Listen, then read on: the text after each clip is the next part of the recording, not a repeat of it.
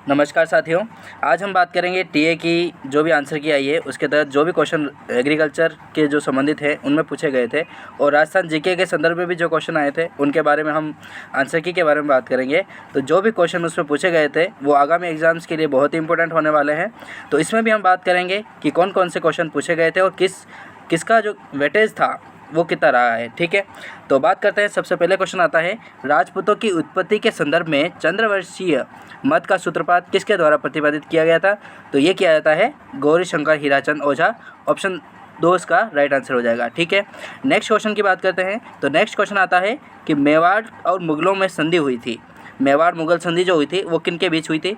तो ये होती है अमर सिंह और जहांगीर के बीच। ठीक है, ऑप्शन ए इसका राइट आंसर हो जाएगा, अमर सिंह और जहांगीर। नेक्स्ट क्वेश्चन आता है कि मेवाड़ी शासक जिन्हें कीका के नाम से जाना जाता है। ठीक है, बहुत ही इंपॉर्टेंट है और बहुत सरल क्वेश्चन है। ठीक है, तीनों वेटेज इसमें डाले हुए हैं उन्होंने। तो मेवाड़ के शासक कौन है जिन्हें कीका के नाम से जाना जाता है?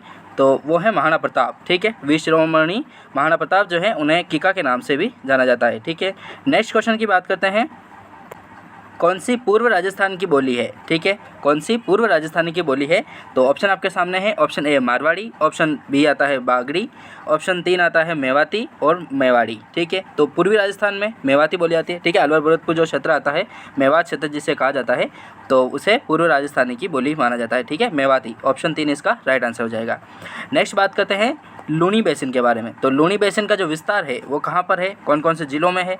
तो इसका राइट आंसर हो जाएगा ऑप्शन नंबर 2, पाली, जालौर, जोधपुर जिले में लूनी बेसिन का विस्तार है। ठीक है, नेक्स्ट क्वेश्चन की बात करते हैं, राजस्थान की सबसे बड़ी प्राकृतिक झील कौन सी है? ठीक है, राजस्थान की सबसे बड़ी प्राकृतिक झील कौन सी है? ऑप्शन आपके सामने है। ऑप्शन ए जयसमंद झील, ऑप्शन बी राजसमंद झील, ऑप्शन सी पिछोला झील या ऑप्शन डी फतेह सागर झील। तो जल्दी से आंसर बता दीजिए आप भी। तो इसका राइट आंसर जो हो जाएगा वो हो जाएगा ऑप्शन नंबर ए जयसमंद झील। ठीक है, इसमें थोड़ा कन्फ्यूजन भी है तो वो फिर अपन कमेंट सेक्शन में आप देख सकते हैं, डिस्क्रिप्शन वगैरह में। ठीक है, फिर बात करते हैं नाथ संप्रदाय की प्रसिद्ध पीठ के बारे में। तो नाथ संप्रदाय की प्रसिद्ध पीठ जो महामंदिर है वो कहाँ पर स्थित है? तो इसका राइट आंसर हो जाएगा ऑप्शन नंबर 3 जोधपुर में। ठीक है, जोधपुर में नाथ संप्रदाय की जो प्रसिद्ध पीठ है वहाँ पर महामंदिर स्थित है जो जोधपुर में स्थित है। ठीक है, नेक्स्ट क्वेश्चन की बात करते हैं, देलवाड़ा के आदिनाथ मंदिर के निर्माता कौन थे? देलवाड़ा में जो आदिनाथ मंदिर है उसके निर्माता कौन थे? तो वो थे विमल शाह। ठीक है, विमल शाह जो थे वो देलवाड़ा के आदिनाथ मंदिर के निर्माता हैं। फिर बात करते हैं, किस दुर्ग को बाला किला के नाम से जाना जाता है? बाला किला किस दुर्ग के नाम से जाना जाता है? ये एग्रीकल्चर सुपरवाइजर 2018 का जो एग्जाम होता है उसमें भी ये प्रश्न पूछा गया था। ठीक है, अलवर दुर्ग को बाला किला के नाम से जाना जाता है, बहुत इंपॉर्टेंट है। ठीक है, आगामी एग्जाम्स के लिए ये इंपॉर्टेंट बन सकता है। ठीक है, बाला किला अलवर दुर्ग से संबंधित है। नेक्स्ट क्वेश्चन आता है, राजस्थान के किले में क्षेत्रफल की दृष्टि से सबसे बड़ा किला कौन सा है? क्षेत्रफल के हिसाब से देखा जाए तो सबसे बड़ा किला कौन सा है? तो इसका राइट आंसर हो जाएगा ऑप्शन नंबर 3 चित्तौड़ किला। ठीक है, चित्तौड़गढ़ जो है वो राजस्थान के क्षेत्रफल की दृष्टि से सबसे बड़ा किला है। फिर बात करते हैं पूर्वी राजस्थान के बारे में। तो पूर्वी राजस्थान में नदियों द्वारा जमा की गई मृदा क्या कहलाती है? तो पूर्वी राजस्थान में जो नदियाँ जो भी मृदा लाती है वो जलोढ़ के नाम से जाना जाता है। ठीक है, ऑप्शन ए इसका राइट आंसर हो जाएगा, जलोढ़ मृदा। नेक्स्ट क्वेश्चन आता है, पंजाब, हरियाणा और राजस्थान राज्यों की संयुक्त बहुउद्देशीय परियोजना कौन सी है? ठीक है, बहुत ही इंपॉर्टेंट प्रश्न है। पंजाब, हरियाणा और राजस्थान, ठीक है, इनकी जो संयुक्त बहुउद्देशीय परियोजना है वो कौन कौन सी है और किससे संबंधित है? तो ऑप्शन आपके सामने है। Option A Bhakra Nangal, option B Beas परियोजना और तीसरा ऑप्शन आता है उपरोक्त दोनों। ठीक है, चौथा है उपरोक्त में से कोई नहीं। तो इसका राइट आंसर क्या होगा? पंजाब, हरियाणा और राजस्थान। ठीक है, बहुउद्देशीय जो संयुक्त बहुउद्देशीय परियोजना है तो वो संबंधित है भाखड़ा नांगल से भी और ब्यास परियोजना से भी है। ठीक है, तो ऑप्शन 3 इसका राइट आंसर होगा। ठीक है, उपरोक्त दोनों। ठीक है, भाखड़ा नांगल और ब्यास परियोजना। फिर बात करते हैं, ऐतिहासिक युद्ध स्थल जो हल्दी घाटी है वो किस जिले में स्थित है? बहुत ही सरल क्वेश्चन आया है कि जो हल्दी घाटी का युद्ध है वो किस जिले में स्थित है? तो हल्दी घाटी स्थित है राजसमंद में। ठीक है, राजसमंद में हल्दी घाटी स्थित है। ठीक है, चित्तौड़ से संबंधित है लेकिन आप चित्तौड़ नहीं कर सकते। ठीक है, राजसमंद जिले में स्थित है। ऐसा स्थान राजस्थान का खजुराहो के नाम से जाना जाता है। ठीक है, बहुत ही इंपॉर्टेंट प्रश्न है कि राजस्थान का खजुराहो किसको कहा जाता है? तो किराड़ू को कहा जाता है। ठीक है, किराड़ू कहाँ स्थित है? किराड़ू बाड़मेर में स्थित है। ठीक है, और भारत का खजुराहो कहा जाता है मध्य प्रदेश के जो चंदेल शासकों द्वारा निर्मित है खजुराहो मध्य प्रदेश में, तो उसे भारत का खजुराहो कहा जाता है। ठीक है, तो राजस्थान का खजुराहो किराड़ू को कहा जाता है। और मेवाड़ की खजुराहो की बात करें तो जगत अंबिका माता मंदिर जो है, जगत अपने उदयपुर में पड़ता है, तो जगत अंबिका माता मंदिर को मेवाड़ का खजुराहो कहा जाता है। ठीक है, मारवाड़ का खजुराहो कहा जाता है, किराड़ू बाड़मेर को कहा जाता है। ठीक है, नेक्स्ट क्वेश्चन की बात करते हैं, पद्मश्री से सम्मानित अला जिलानी बाई किसके लिए प्रसिद्ध थी? बहुत ही इंपॉर्टेंट है। अलानी जिलानी जो बाई है वो पद्मश्री से सम्मानित हुई थी। तो ये किस गायन शैली से संबंधित है? तो ये थे मांड गायन। ठीक है, मांड गायिका थी अलानी जिलानी बाई। ठीक है, नेक्स्ट क्वेश्चन की बात करते हैं। जग मंदिर और जग निवास नाम के सुंदर महल कहाँ पर बने हुए हैं? देखिए, बहुत ही इंपॉर्टेंट प्रश्न है और बहुत सरल क्वेश्चन आए हैं। ठीक है, अभी तक तो जो भी क्वेश्चन है वो बहुत ही जनरल तरीके से पूछे जा चुके हैं। तो जग मंदिर और जग निवास मंदिर, ये जो महल हैं ये किस झील के किनारे स्थित है या किस झील में बने हुए हैं?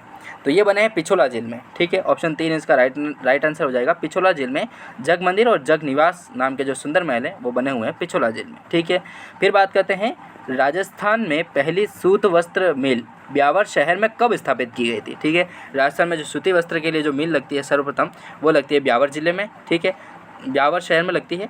तो कब लगती है? तो ये लगती है 1889 में। ठीक है, 1889 में इसकी स्थापना होती है ब्यावर में। वृहत राजस्थान और मत्स्य संघ का विलय संपन्न कब हुआ था? देखिए, बहुत ही सरल और बहुत ही महत्वपूर्ण प्रश्न। वृहत राजस्थान और मत्स्य संघ का जो विलय है वो कब संपन्न होता है? तो ये होता है 1949 में। ठीक है, ऑप्शन 2 इसका राइट आंसर हो जाएगा 1949 में। वृहत राजस्थान और मत्स्य संघ का विलय संपन्न होता है 1949 में। फिर बात करते हैं, राजस्थान की उत्तरी सीमा का प्रहरी किसे कहा जाता है? किस दुर्ग को उत्तरी सीमा का प्रहरी दुर्ग कहा जाता है? तो वो कहा जाता है भटनेर दुर्ग को। ठीक है, भटनेर कहाँ पर स्थित है? कमेंट सेक्शन में आप बता सकते हैं। ठीक है, तो भटनेर दुर्ग को कहा जाता है उत्तरी सीमा का प्रहरी दुर्ग राजस्थान की। ठीक है, नेक्स्ट क्वेश्चन आता है कि सेम की समस्या मूलतः कहाँ पर पाई जाती है? सेम की जो समस्याएं होती है वो मूलतः किस क्षेत्र में पाई जाती है? तो ये पाई जाती है नहरी क्षेत्रों में। ठीक है, नहरी जो सिंचित क्षेत्र है, हनुमानगढ़ हो गया, अपने गंगानगर क्षेत्र जो है, वहाँ पर सेम की समस्याएं मूलतः देखी जाती है।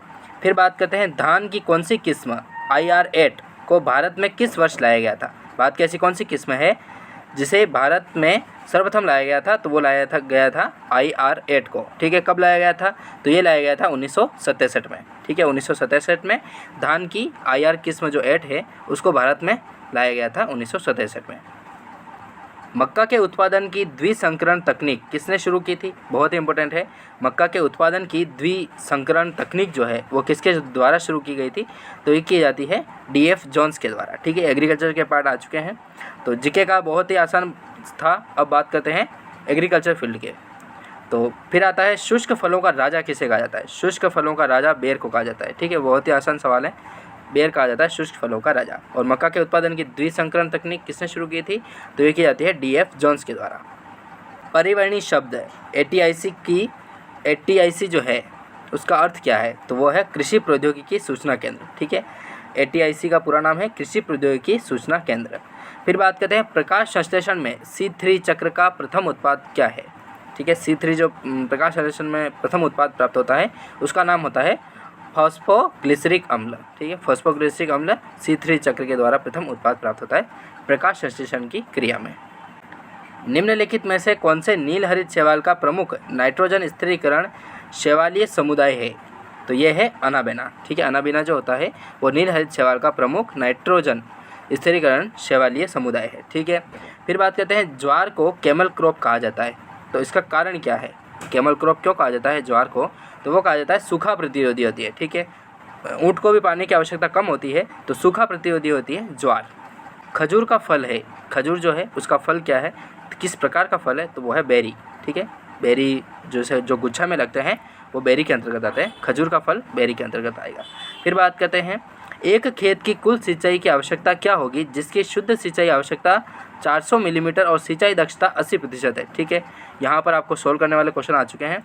तो 400 मीटर 400 मिलीमीटर और सिंचाई दक्षता कितनी है? 80% है। तो इसका राइट आंसर होगा 500 मिलीमीटर। ठीक है, अर्थात 2 हेक्टेयर का जो है उसके मक्का के लिए एट्राजिन 0.75 किलोग्राम प्रति हेक्टेयर की आपूर्ति हेतु सोलोरो 50 WP की मात्रा कितनी होनी चाहिए? तो उसके लिए होनी चाहिए 3 किलो। ठीक है, फिर बात करते हैं, पहली और दूसरी ऊन कर्तन के बीच की मादा भेड़ क्या कहलाती है? पहली और दूसरी जो ऊन कर्तन होती है उसके बीच की जो मादा भेड़ होती है उसको कहा जाता है क्रोन। ठीक है, क्रोन के नाम से जाना जाता है।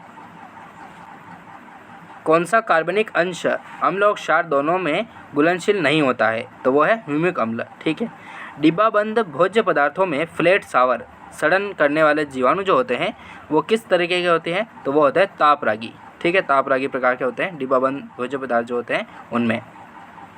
स्थायी मुरझान बिंदु, ठीक है, स्थायी मुरझान बिंदु के संकेत के लिए किस पौधे का उपयोग किया जाता है? ठीक है, बहुत ही इंपॉर्टेंट प्रश्न है। ऐसा कौन सा पौधा है जिसको पानी की आवश्यकता होती है तो वो मुरझा जाता है? तो सबसे प्रमुख नाम आता है सूरजमुखी का। ठीक है, सूरजमुखी जो होता है वो स्थायी मुरझान बिंदु जो होता है उसके लिए संकेत पादप है। ठीक है, फिर बात करते हैं नेक्स्ट क्वेश्चन की। तो आता है मिश्रित या अंतर फसल प्रणाली के तहत प्राप्त उपज के समान उपज अकेली फसल के तहत प्राप्त करने के लिए आवश्यक सापेक्ष भूमि क्षेत्र को क्या कहा जाता है? तो वो कहा जाता है भूमि समानुपात। ठीक है, बहुत इंपॉर्टेंट है, यह परिभाषा इसकी याद रखिएगा, भूमि समानुपात की किसे कहा जाता है। ठीक है, तो आज बात हमने की जीके के बारे में और थोड़े कुछ एग्रोनॉमी के बारे में। तो नेक्स्ट पार्ट में हम बात करेंगे इसके बारे में, जो भी बचे हुए क्वेश्चंस हैं उनके बारे में बात करेंगे। वीडियो थोड़ी लंबी हो जाएगी इसके लिए। तो ठीक है दोस्तों, मिलते हैं नेक्स्ट क्लास में, तब तक के लिए जय हिंद, जय भारत, वंदे मातरम।